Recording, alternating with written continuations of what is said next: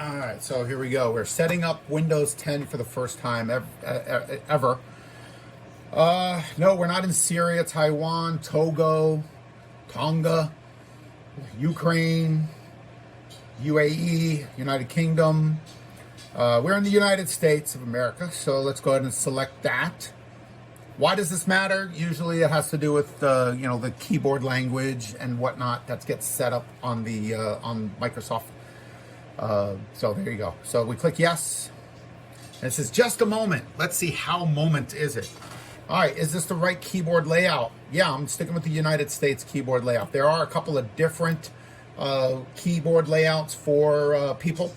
If you don't know which one is which, you could just do a quick search online to tell you what the difference is between English India and United States Dvorak, and United States Dvorak for the left hand, and United States Dvorak for the right hand, and United States for international, and all that stuff. Okay, so there you go. So you're gonna click yes and click yes. Want to add a second keyboard? No, we don't need a second keyboard.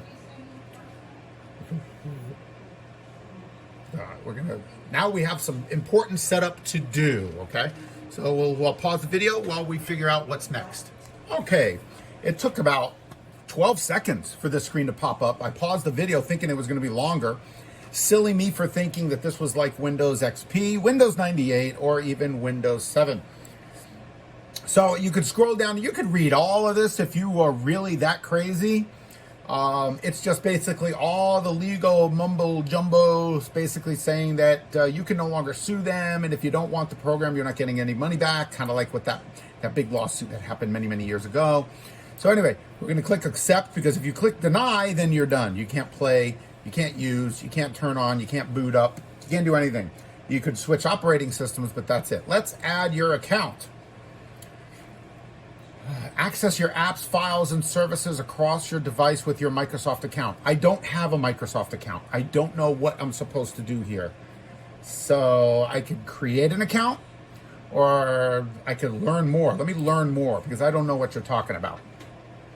Just sign in and go. Have your favorite app, settings, security preferences follow you to any device when you sign in with your Microsoft account. Signing in with your Microsoft account reduces the number of times you need to enter a username and password while helping secure your data. I don't need a username and password on this system. The system is in my house. Although, yeah, I'm sure somebody could break in and somebody could, access my data. If they're breaking in, the last thing I'm worried about is that they're going to show up to my computer desk and start accessing stuff, okay? Most breaking and enterings, they just want jewelry, cash, quick and dirty, fast, simple things to grab and run. So I'm not going to worry about that. Good news, if you have Office 365, XPac Live, OneDrive, Outlook, you may already have a Microsoft account. If you prefer not to have an account associated with your device, you can remove it.